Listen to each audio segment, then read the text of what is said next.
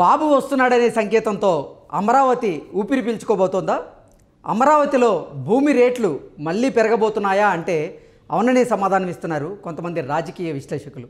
ఇక ఇదే అంశానికి సంబంధించి మనతో మాట్లాడేందుకు ప్రముఖ రాజకీయ విశ్లేషకులు జగదేవ్ గారు మనతో ఉన్నారు. ఆయనతో మాట్లాడదాం. జగదేవ్ గారు హాయ్ అండి. హలో అండి. జగదేవ్ గారు, బాబు వస్తున్నాడు అనే సంకేతంతో అమరావతి మళ్ళీ ఊపిరి పీల్చుకోబోతోందా? బాహుబలిలో ఒక డైలాగ్ ఉంటుంది, మాహిష్మతి ఊపిరి పీల్చుకో బాహుబలి తిరిగి వచ్చాడు అని. ఇప్పుడు మళ్ళీ బాబు వస్తున్నారనే సంకేతంతో అమరావతి ఊపిరి పీల్చుకోబోతోందా? అమరావతి చుట్టుపక్కల భూమి రేట్లు మళ్ళీ పెరుగుతున్నాయనే సంకేతం ఎందుకు వస్తుంది? దానికి కారణం ఏంటి అంటే ఏం చెప్తారు? అదేనండి, ఇప్పుడు మీరు క్వశ్చన్లోనే ఆన్సర్ ఉంది. మాహిష్మతి ఊపిరి పీల్చుకో బాహుబలి తిరిగి వచ్చాడు అంటుంది ఆవిడ.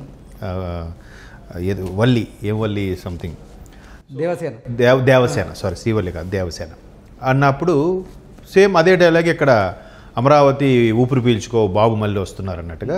అంటే ఈ విధంగా ఆల్రెడీ హోర్డింగ్లు కూడా పెట్టడం జరిగింది అక్కడ మీరు అబ్జర్వ్ చేస్తే.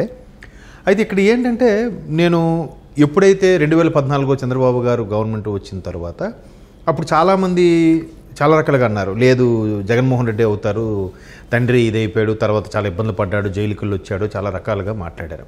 కొంతమంది విశ్లేషకులు మాత్రం లేదబ్బా జగన్మోహన్ రెడ్డి వచ్చేస్తాడు, గవర్నమెంట్ ఫామ్ చేస్తాడు అన్నారు. కానీ ఆంధ్ర అప్రూవ్డ్ మైండ్ సెట్ ఇప్పుడు కూడా ఎలా ఉంటుందంటే మ్యాక్సిమం ఓపెన్ అవ్వరండి. 60 to 80 వరకు కూడా ఓపెన్ అవ్వరు. సమయం సందర్భం వచ్చినప్పుడు వాళ్ళ టాలెంట్ ఓటు ద్వారా చూపిస్తారు అంతే. సో అలాగే జగన్మోహన్ రెడ్డి వచ్చేస్తారు, సర్వేలు కూడా చాలా వరకు వస్తాయి, మంచి పోటీ వస్తుంది అనుకున్నారు. బట్ సైలెంట్గా బాబు గారికి వేశారు. ఎందుకు? 2014లో స్టేట్ డివైడ్ అయిన తర్వాత 29వ రాష్ట్రం తెలంగాణ కాదు నా దృష్టిలో. నాలాగా చాలామంది ఆంధ్రుల దృష్టిలో కూడా 29వ రాష్ట్రం తెలంగాణ కాదు, 29వ రాష్ట్రం ఆంధ్రప్రదేశ్. ఎందుకు? ఒక క్యాపిటల్ లేదు, ఒక తీరు లేదు, ఒక తెన్ను లేదు, ఏమీ లేదు. దాన్ని అలాగ వదిలేశారు. సో ఇలాంటి సందర్భంలో చంద్రబాబు లాంటి వ్యక్తి వస్తేనే మనకి డెవలపింగ్ కానీ అన్ని కానీ సమకూరితే బాగుంటుంది అని చెప్పి అప్పుడు ఆయన ఎన్నుకోవడం ఏకగ్రీవం రావడం జరిగింది. ఇంకొక 2019లో కూడా చంద్రబాబు గారు వచ్చుంటే ఇప్పటికంతా సెట్ అయిపోయింది. అది అమరావతి కానీ ఆ capital urban reason highest urban reason ఏదైతే ఉందో అది ల్యాండ్ పుల్లింగ్ కూడా ఇంకెవరూ చేయలేకపోయారంట.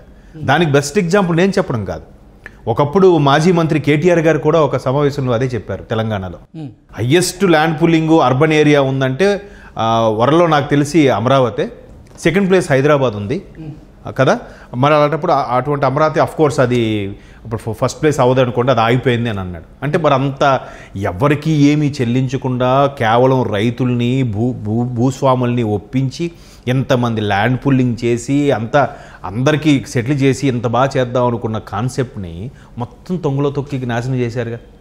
అక్కడ ఉండే అమరావతి రైతులు కానీ, స్థానికులు కానీ, భూస్వాములు కానీ, కర్షకులు కానీ, కార్మికులు కానీ అందరూ కూడా సరే ఇక్కడ క్యాపిటల్ అవుతుంది, సరే కొంతమంది ట్రాక్టర్లు కొనుక్కున్నారు, బుల్డోజర్లు కొనుక్కున్నారు, ప్రొక్లైన్లు కొనుక్కున్నారు, కొంతమంది సొంత ఇల్లు అమ్మి కూడా ట్రాక్టర్లు కొనుక్కునే సందర్భాలు నేను చూశాను. అది డెవలప్ అవుతుందని 2014 టైంలో నేను 14 కాదు 16, 17 టైంలో మీరు ఒక్కసారి విజయవాడ నుంచి గుంటూరు వైపు మంగళగిరి వైపు కానీ మనం బండి మీద నేను 2-3 సార్లు వెళ్ళాను. అక్కడొక టవరు అక్కడొక టవరు అలా అపార్ట్మెంట్స్ దారి పొడవునా అసలు సిటీ ఎండ్ అవ్వలేదురా బాబు అన్నట్టు అనిపించింది హైదరాబాద్ రేంజ్లో. అవన్నీ కూడా 2019 తర్వాత ఎక్కడికక్కడ స్తంభించిపోయాయి. కేవలం వాళ్ళ ఆశల మీద నీళ్ళు జల్లడానికి మాత్రమే 3 రాజధానుల కాన్సెప్ట్ తీసుకొచ్చారు కదా. పోనీ వైజాగ్ క్యాపిటల్ అన్నారు, వైజాగ్ క్యాపిటల్ అయినప్పుడు వైజాగ్లో ఇల్లు కట్టుకుని అక్కడే ఉండొచ్చుగా, గెస్ట్ హౌస్లో ఉండొచ్చుగా, లేదంటే ఎక్కడైనా అద్దెకు తీసుకొని ఉండొచ్చుగా. ఇక్కడ తాడేపల్లి ఎందుకు సెటిల్ అయ్యారు మరి? అంటే వైజాగ్ వెళ్ళడం మీకు ఇష్టం లేదు, అలానే ఇక్కడ ఉండడం బాగు చేయడం కూడా ఇష్టం లేదు. ఆ చంద్రబాబు గారి కాన్సెప్ట్ని నాశనం చేయడానికే, చంద్రబాబు గారి కాన్సెప్ట్ని కేవలం తొంగలో తొక్కడానికే ఈ కాన్సెప్ట్ తీసుకొచ్చారు 3 రాజధానులు కదా. సో దీనివల్ల ఆ రోజు నుంచి ఈ రోజు వరకు కూడా అమరావతి రైతులు ఎన్ని ధర్నాలు, పాదయాత్రలు, కాల్పులకు కూడా దేనికి భయపడకుండా ధర్నాలు చేస్తూనే ఉన్నారు కదా. వాళ్ళు పొట్ట కొట్టిన, వాళ్ళు గుమ్మాలు కొట్టిన, ఆఖరికి తిరుపతి వరకు కాలినడకను వెళ్ళడం, ఇటు అరసవిల్లి వరకు, అంటే ఉత్తరాంధ్రలో శ్రీకాకుళం నుంచి ఆ చిత్తూరు వరకు కూడా మొత్తం పాదయాత్రలు చేసి ఇంతగా ధర్నాలు చేసినా కూడా ఎక్కడ ఎవరు చెల్లించలేదు, ఎవరు పట్టించుకోలేదు.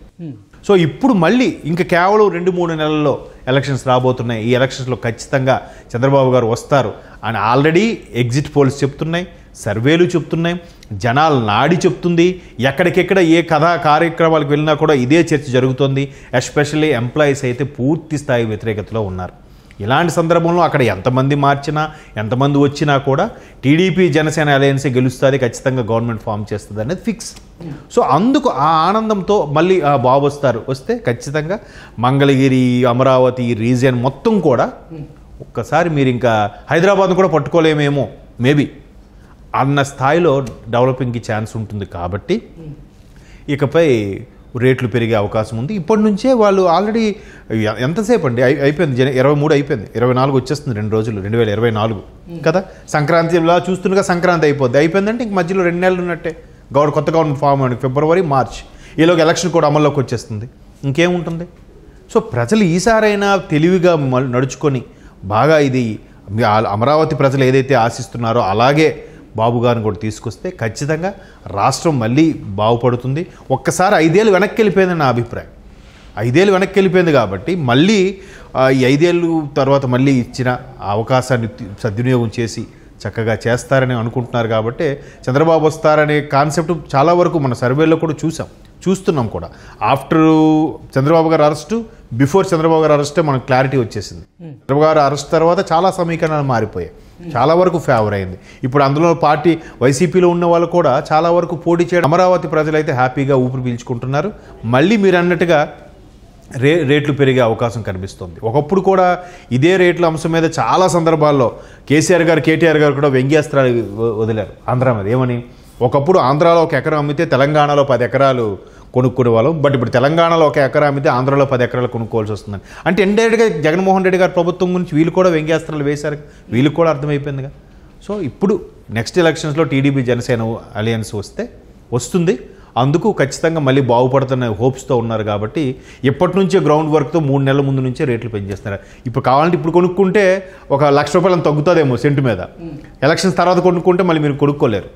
సో అది అక్కడ అమరావతి గతంలో ఎంతోమంది అప్పులు చేసి మరి అమరావతి ప్రాంతంలో ల్యాండ్లు కొన్న వాళ్ళు ఉన్నారు. తర్వాత జగన్మోహన్ రెడ్డి గారి ప్రభుత్వం వచ్చిన తర్వాత కొన్ని రోజులు బాగానే ఉన్నప్పటికీ 3 రాజధానుల అంశం ఎప్పుడైతే జగన్మోహన్ రెడ్డి తెర మీదకి తీసుకొచ్చారో ఆ తర్వాత వాళ్ళ కుటుంబాలు స్తంభించిపోయాయి.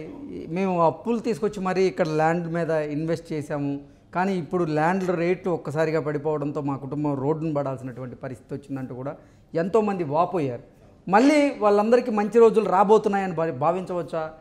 నిజంగా చంద్రబాబు రాకతో అమరావతి ఊపిరి పీల్చుకోబోతోందా అంటే ఏం చెప్తారు? ఖచ్చితంగా అండి. అంటే ఇప్పటికే మనం ఆ సమీకరణలు అవి చూస్తున్నాం, ఆ మార్పు కూడా చూస్తున్నాం. చాలా వరకు వైసీపీలో ఉండే వ్యక్తులు కూడా రాజీనామా చేస్తున్నారు, సభ్యత్వానికి రాజీనామా చేస్తున్నారు. కాబట్టి ఖచ్చితంగా టీడీపీ జనసేన అలయన్స్ వస్తుందనే నమ్మకం ప్రజల్లో బలంగా ఉంది, ప్రబలంగా కూడా ఉంది. కాబట్టి మళ్ళీ ఇప్పుడు చంద్రబాబు అంటేనే జనరల్గా అందరూ అనేది డెవలప్కి మారుపేరు, విజనరీ పర్సన్ అంటారు కదా. సో ఆబ్వియస్లీ ఆ కాన్ఫిడెన్స్తో మళ్ళీ ఇప్పటి నుంచే రేట్లు మీరు చూడండి. ఇకపై ల్యాండ్ పూలింగ్కి సంబంధించి రియల్ ఎస్టేట్లు మళ్ళీ భూమి స్టార్ట్ చేస్తారు ఎప్పటి నుంచే. రేపు సంక్రాంతి నుంచే మళ్ళీ ఈ కోడి పందాలలాగా అవి కూడా స్టార్ట్ అయిపోతాయేమో మేబీ. సో ఖచ్చితంగా రేట్లు అయితే పెరుగుతాయండి. ఎందుకంటే ఇప్పుడు మనం మాదాపూర్, హైటెక్ సిటీ చూస్తే బికాజ్ ఆఫ్ చంద్రబాబు నాయుడు అని చాలామంది 100కి 90 మంది అంగీకరిస్తారు. 10 మంది మాత్రం ఏం కాదులే ఎప్పటి నుంచో ఉంది, నేదురుమల్లి జనార్దన్ రెడ్డి అప్పటి నుంచి చేశారు, నవాబుల నుంచి ఉందని, నవాబుల నుంచే డెవలప్ అయింది అనేది చెప్తారు. కానీ అవన్నీ కాదు. బట్ దానికి బీజం వేసింది మాత్రం చంద్రబాబుని మనం అంగీకరించాలి. సో ఆయన వస్తే మళ్ళీ ఖచ్చితంగా భూమి రేట్లు పెరుగుతాయి, డెవలప్మెంట్ కూడా బాగుంటుంది. Okay sir, thank you so much. Thank you.